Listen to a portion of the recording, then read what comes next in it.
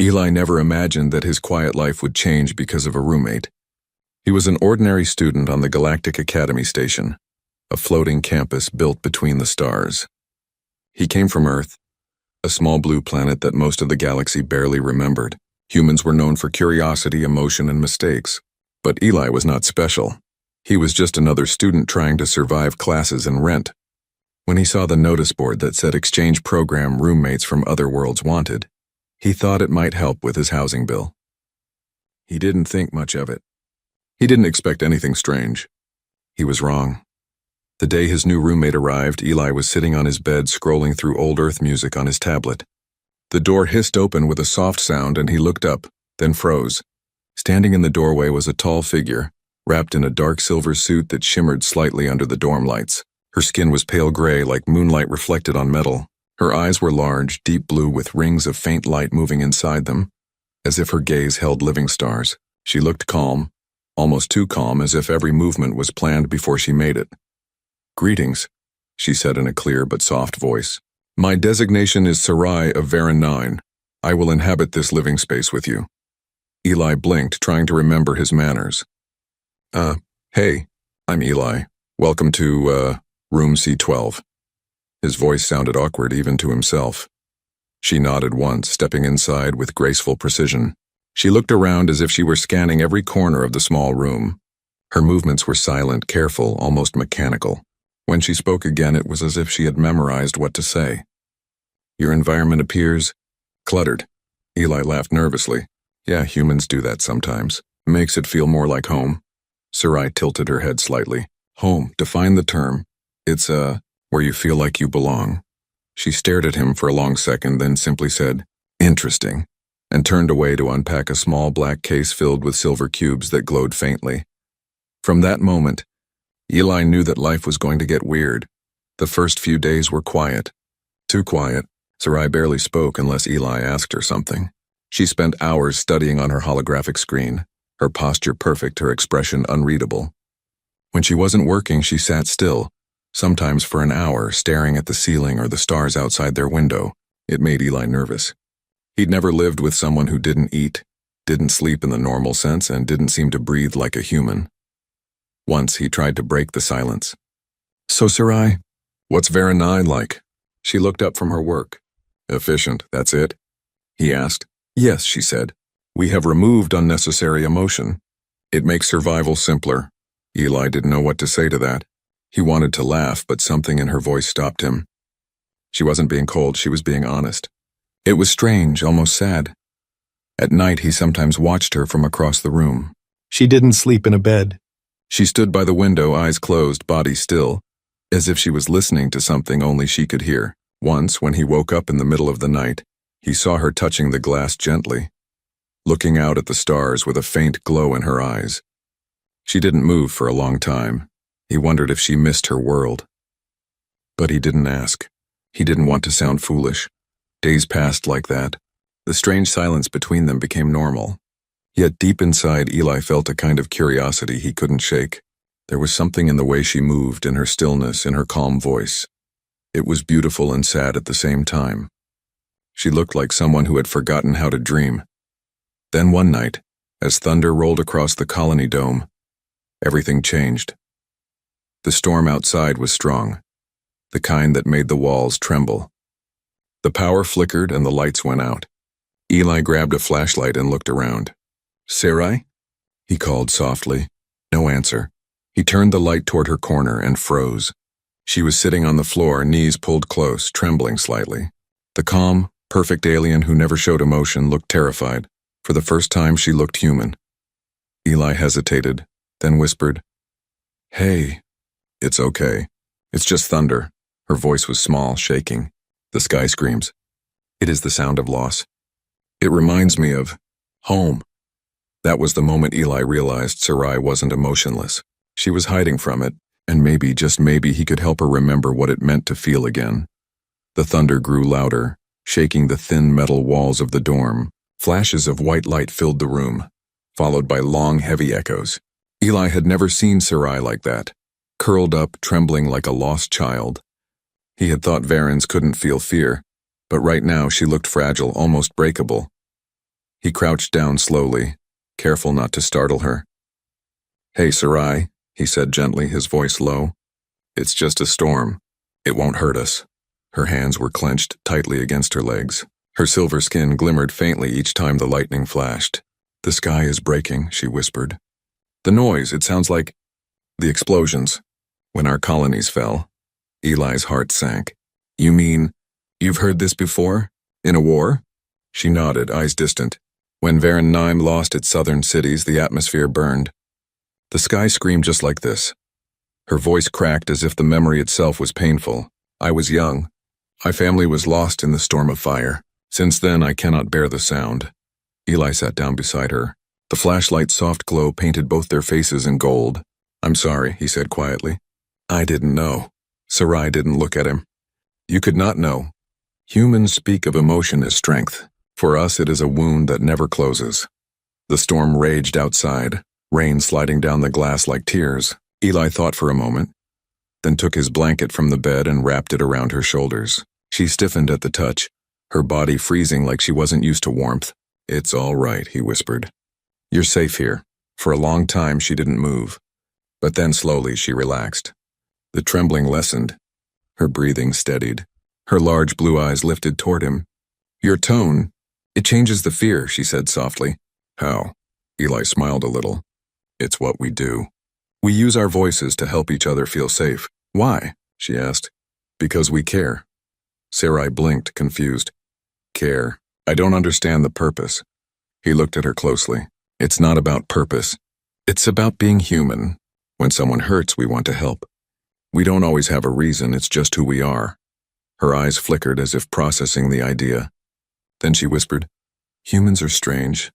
"Yeah," Eli said, chuckling lightly. "We are. But maybe that's what makes us alive."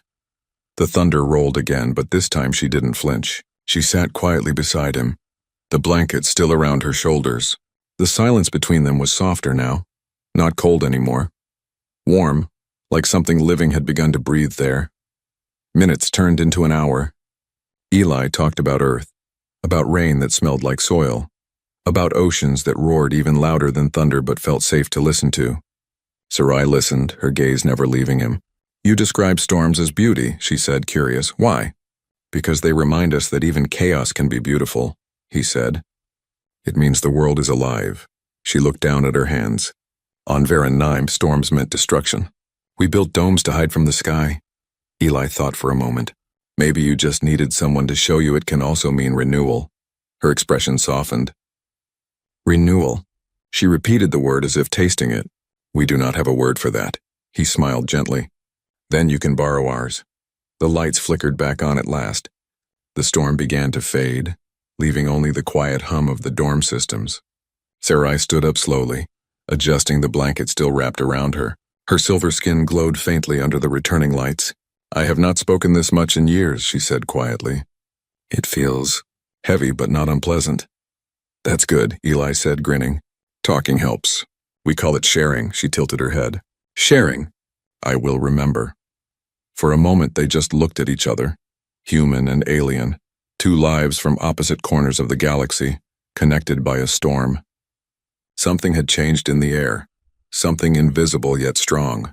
The silence that followed wasn't the same as before. It wasn't cold anymore. It was filled with understanding. As she turned toward her side of the room, she paused. "Eli, yeah?" She hesitated, searching for words. "When the sky screams again, will you speak to me like this?" Eli's smile was soft and real. "Always." Sarai nodded slowly, her glowing eyes calm again. She didn't thank him. Her species didn't believe in words for gratitude.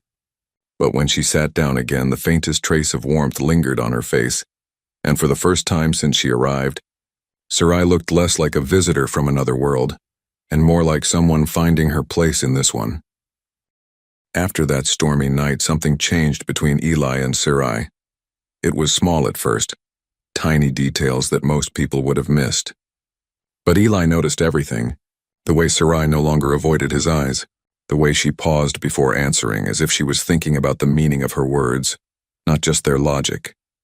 For the first time since she had arrived, she seemed curious. One morning, Eli woke up to the smell of coffee and found Sarai standing by the kitchen counter, staring at the steaming cup in her hands. Her silver skin reflected the golden light from the window. "This substance," she said, examining the cup like it was a scientific artifact, "is consumed by humans daily, despite its bitter chemical composition." "Why?" Eli chuckled, still half asleep. "Because it wakes us up. And because it tastes good, kind of." She raised the cup to her lips, took a cautious sip, and blinked rapidly. "It tastes like burnt clouds," she declared in complete seriousness. Eli laughed so hard he nearly spilled his own cup.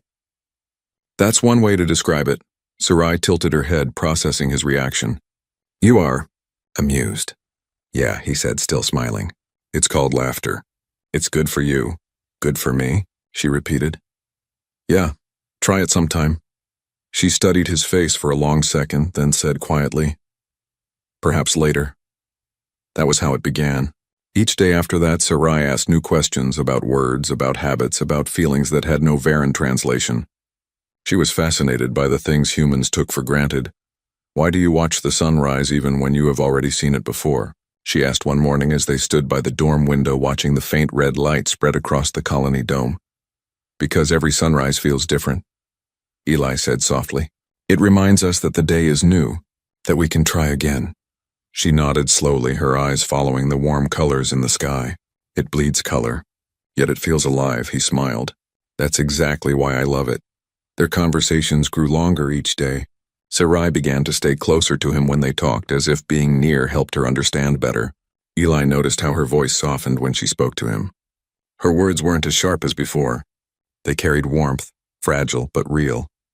She started joining him for meals even though she didn't need food. She would pick small bites, taste them, and describe everything like a poet trying to understand a new world. "Sweet," she'd say about fruit. "It feels happy," or "spicy. It feels like danger, but safe danger." Eli loved watching her discover things, the way she wrinkled her nose after tasting something sour, the way her expression shifted when she heard music for the first time. One evening he played an old Earth song on his tablet, soft guitar and human voices singing about love and loss. Sarai sat beside him, silent, her glowing eyes fixed on the screen. When the song ended, she whispered, "It hurts, but it also feels warm." "That's music," Eli said quietly. "It can do both." She turned to him, curious. "Do you often choose pain?" He thought for a moment. "Sometimes, because it reminds us we're alive." That night, she didn't go into her quiet meditation. She sat by the window again, watching the stars, her reflection faint in the glass.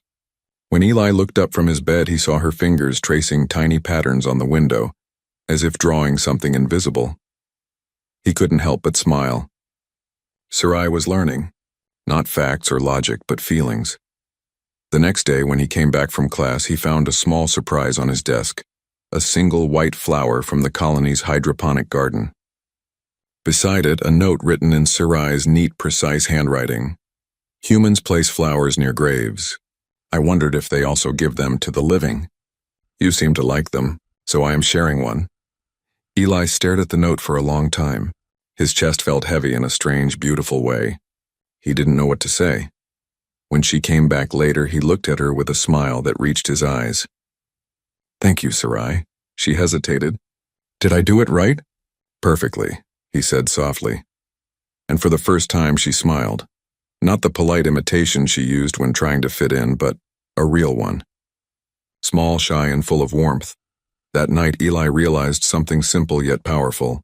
The alien who once feared thunder and emotions was learning to feel. And he, without meaning to, was learning something too. That even across stars and species, hearts could find a language of their own. Time passed softly after that.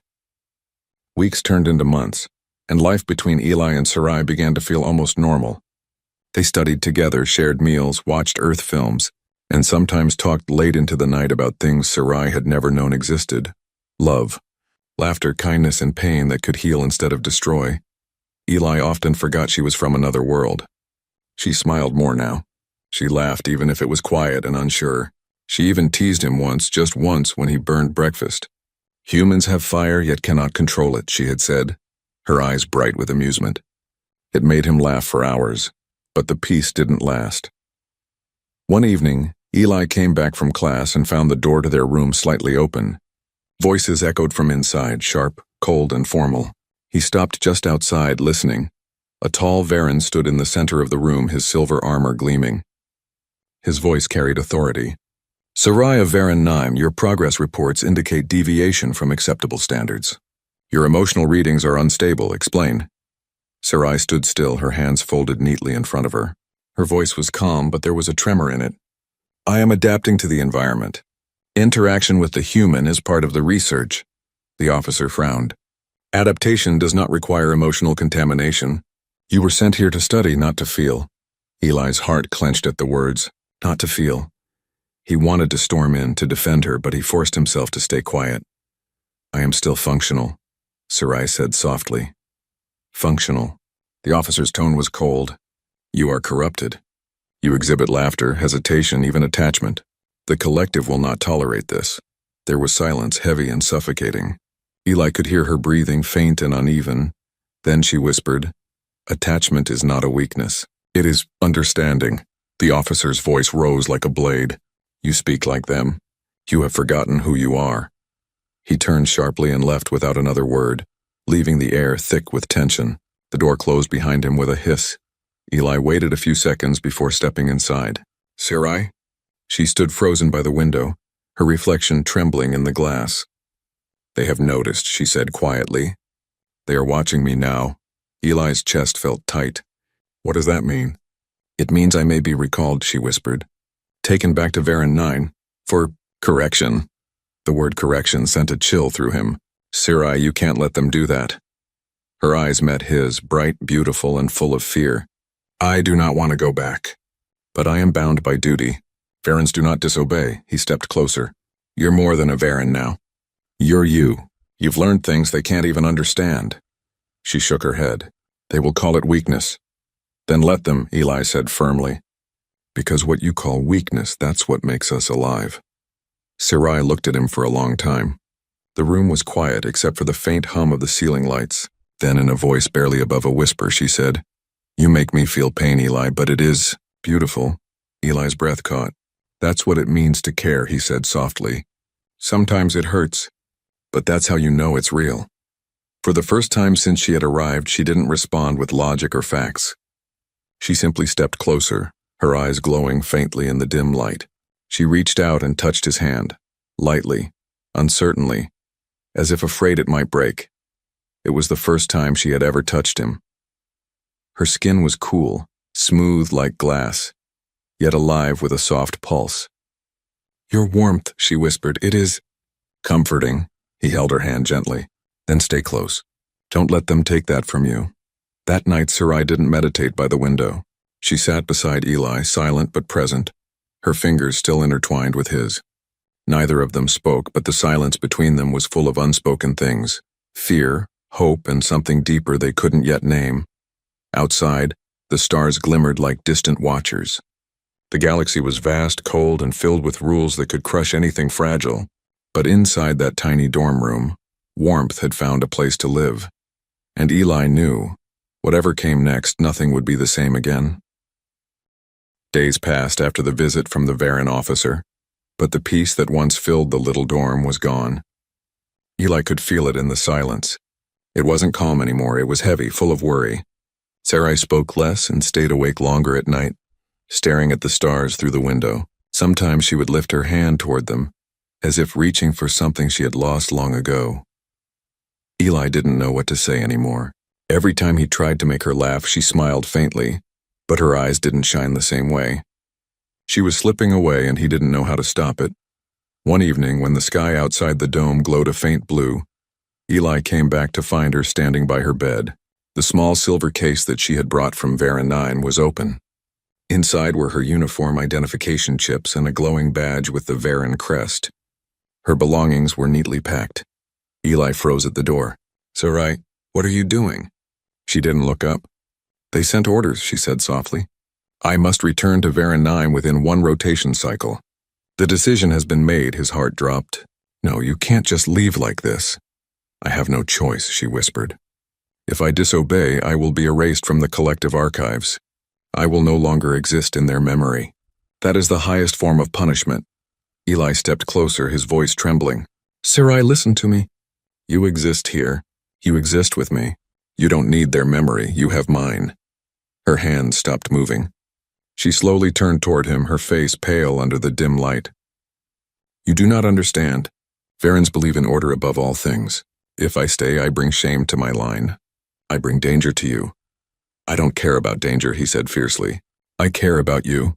For a long moment she just stared at him, silent. Her eyes shimmered faintly, reflecting the faint starlight from the window. Humans, she said softly. You always choose feeling over safety. I used to think that was foolish. Now I envy it. He took a step closer. Then be foolish. Just this once. Her lips parted, but no words came out. She looked lost, trapped between two worlds that demanded opposite things. Eli, she whispered, I was trained to be perfect, to obey. But when I met you, everything changed. You broke something inside me. He shook his head. No, Sarai, I didn't break you. I just helped you feel. For a heartbeat, everything was quiet except for the low hum of the dorm systems. Then Sarai's voice trembled. If I stay, they will come for me. They will come for you too. I don't care, Eli said again, his eyes burning. Let them come. I'm not losing you. She looked at him as if she wanted to believe it but couldn't. You do not know what they are capable of.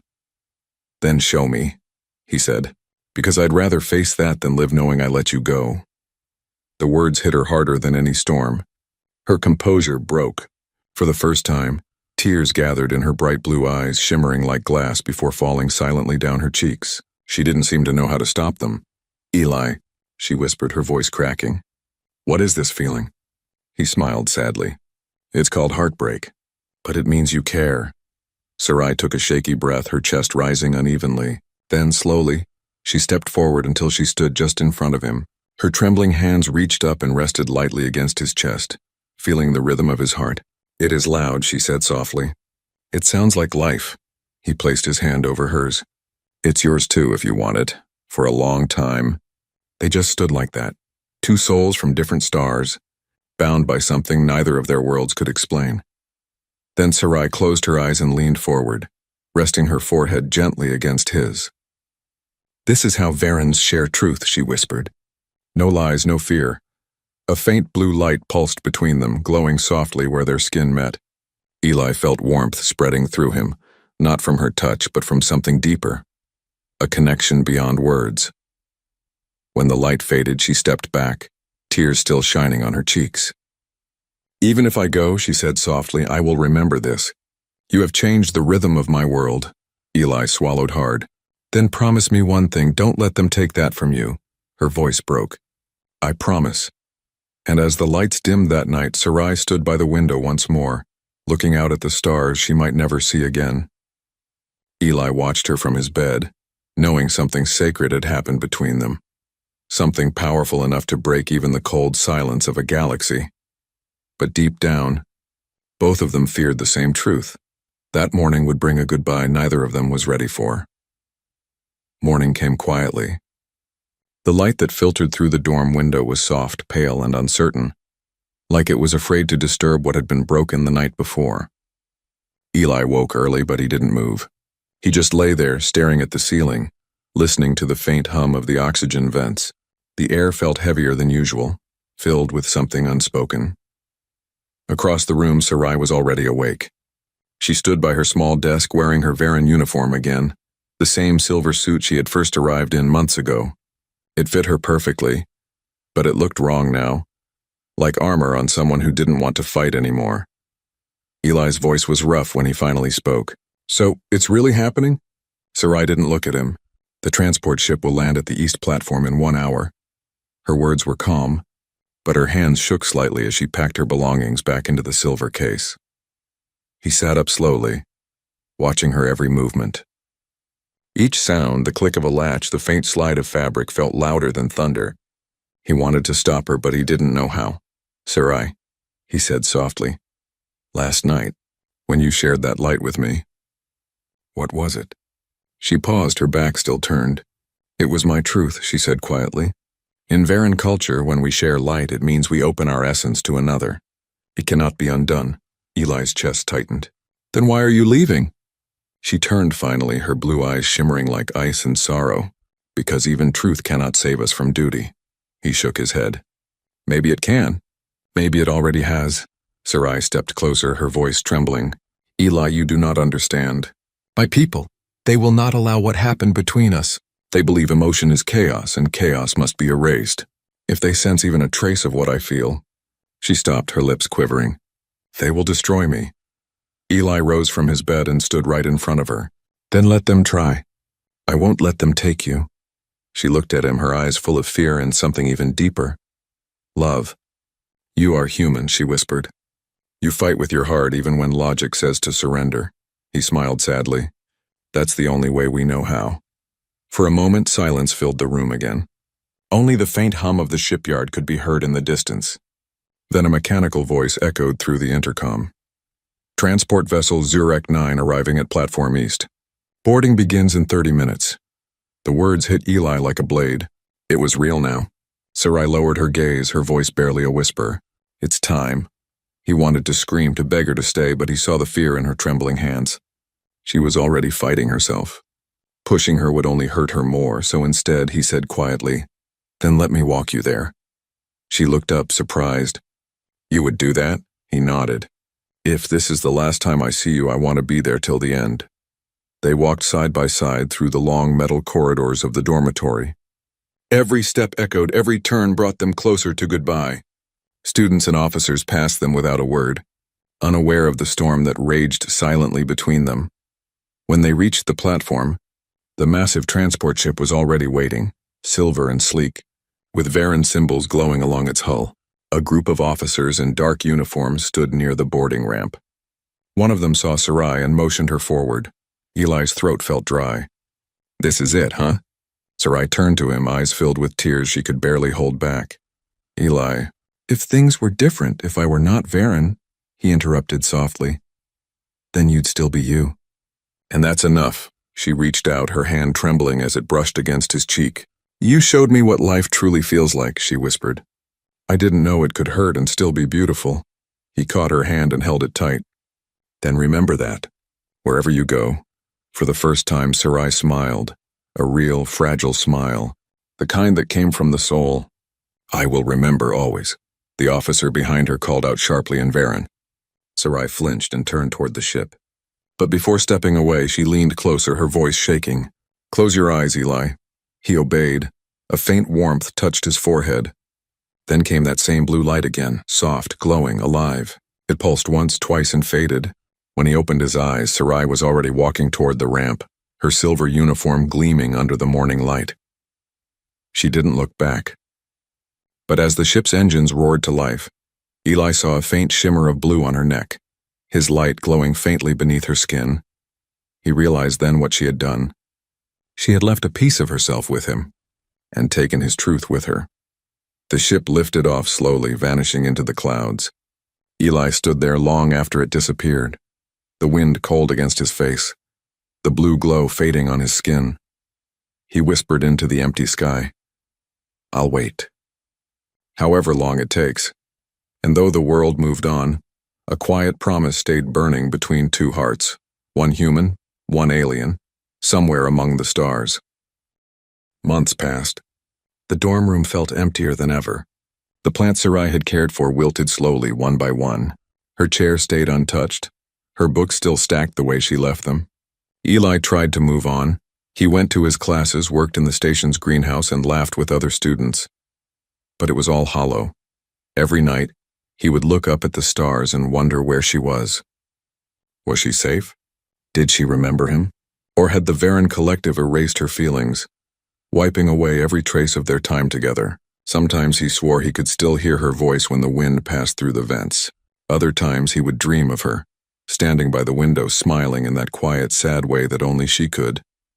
Then one evening, as he sat alone by the greenhouse window, a light appeared in the sky. It wasn't a shooting star.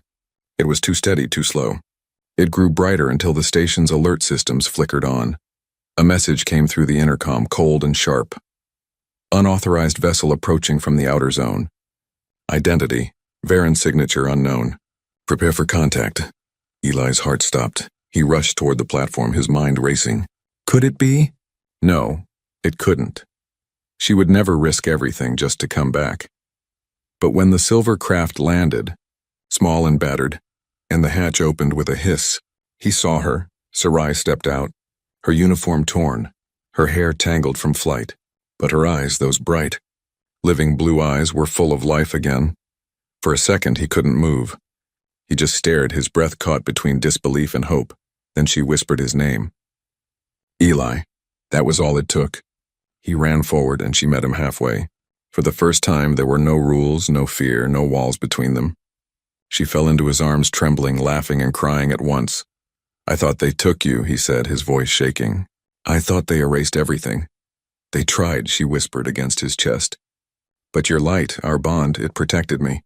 Every time they forced their silence into me, I heard your voice. Every time they told me to forget, I remembered the sound of your heart. He pulled back, looking into her face. You ran away from them? She nodded, her eyes fierce now. I did more than run. I showed them what I felt. I stood before the council and told them love was not chaos, it was truth. They called me broken. They ordered my capture. Eli stared at her, stunned. So you came back here to me? Yes, she smiled softly, though her tears kept falling. Because you once told me to be foolish. And I decided I would rather live foolishly, with feeling, than die in silence. He didn't know what to say. The words stuck in his throat, swallowed by the rush of emotion. He could only hold her tighter, as if he feared she might vanish again. But Sarai wasn't going anywhere. I don't have a home anymore, she whispered. Not with the Varen, not anywhere. Eli took her hand, intertwining his fingers with hers. Then stay here with me. We'll build our own home. She looked at him, her lips trembling.